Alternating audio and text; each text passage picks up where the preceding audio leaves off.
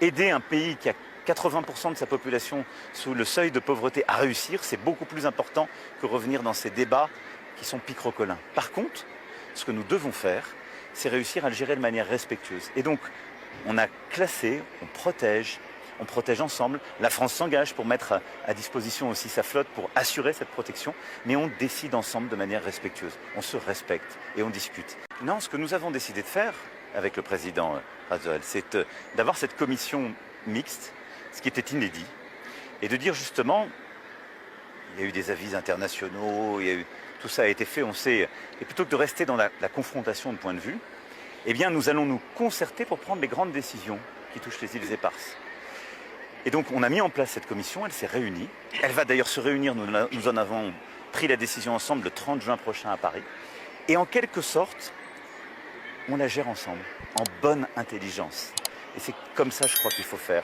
Et donc, ces îles éparses, elles ne doivent absolument pas être un sujet de différent entre Madagascar et la France. On a tellement de défis, tellement de défis.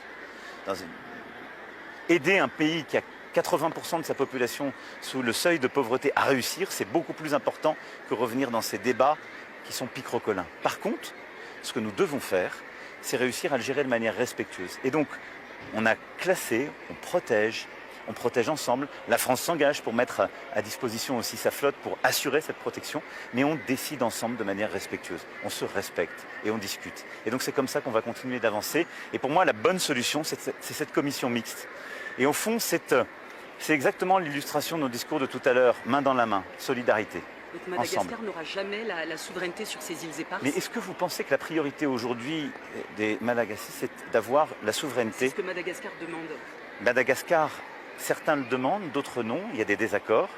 Par contre, je crois que ce que demande Madagascar, c'est d'avoir un partenaire qui les respecte. Ce que fait la France avec cette commission mixte, c'est d'avoir un partenaire qui l'aide à réussir ces vrais défis, qui sont plutôt celui de la sécurité alimentaire, de la réussite économique, de la sortie de la pauvreté, de la réussite éducative, et c'est ce qu'on fait. Il y a des résolutions des Nations Unies qui demandent à la France de restituer ces îles. Il y a des résolutions qui disent les deux choses, comme vous le savez, si vous êtes honnête et transparente. Et donc, parce qu'on a décidé justement d'avancer, nous avons considéré ensemble, nous deux, présidents souverainement élus par chacun de nos peuples, d'avancer sur cette commission mixte. Et je pense que c'est la meilleure solution.